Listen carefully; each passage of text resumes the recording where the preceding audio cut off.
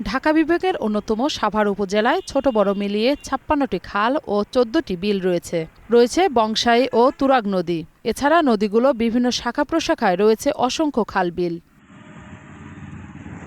এ উপজেলায় আবাসন প্রকল্পের প্রাদুর্ভাব ব্যাপক আকারে বেড়েছে।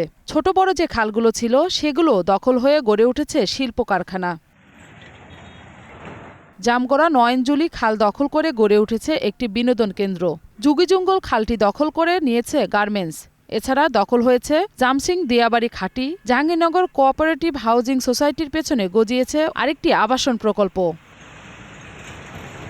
ঢাকা উত্তর সিটি কর্পোরেশনের বর্জ্য ব্যবস্থা না থাকায় সাভারের বলিয়াপুরে ঢাকা উত্তর সিটি কর্পোরেশনের ময়লা ডাম্পিং স্টেশন গড়ে উঠেছে।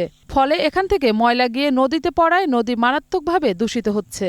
এই কোম্পানি বন্ধ করে দিছে, খালের ভিতরে বরফ কি হালাইছে, বড় ঘাট বানাইছে। বলটের এরাই তো জনগণের রাস্তাঘাট সব আটকে হেলাইছে। সাভার উপজেলায় নির্বাহী কর্মকর্তা আশা করছেন খাল খননের মাধ্যমে স্বাভাবিকতা ফিরে আসবে।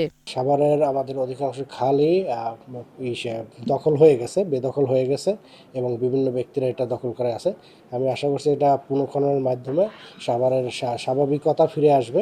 সাভার উপজেলার নাগরিক কমিটির সাধারণ সম্পাদক বলেন, ভূমিদস্যুদের বিরুদ্ধে ব্যবস্থা নিলেই দখল প্রতিরোধ সম্ভব।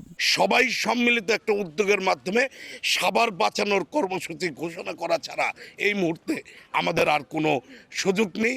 তা না হলে আমাদের পরবর্তী প্রজন্ম একটা বিপদগ্রস্ত একটা ডাম্পিং স্টেশনে তারা বসবাস করতে হবে। সাভার মডেল কলেজের অধ্যক্ষ মোহাম্মদ তৌহিদ হোসেন বলেন, খালগুলো বিভিন্ন আবাসন প্রকল্প ও গার্মেন্টসের দখলে, ফলে খালে স্বাভাবিক পানি প্রবাহ হারিয়েছে।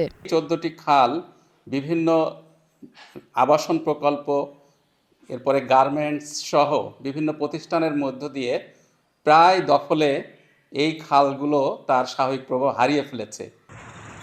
মৌসুমী মৌ, গ্রিন নিউজ ডেস্ক।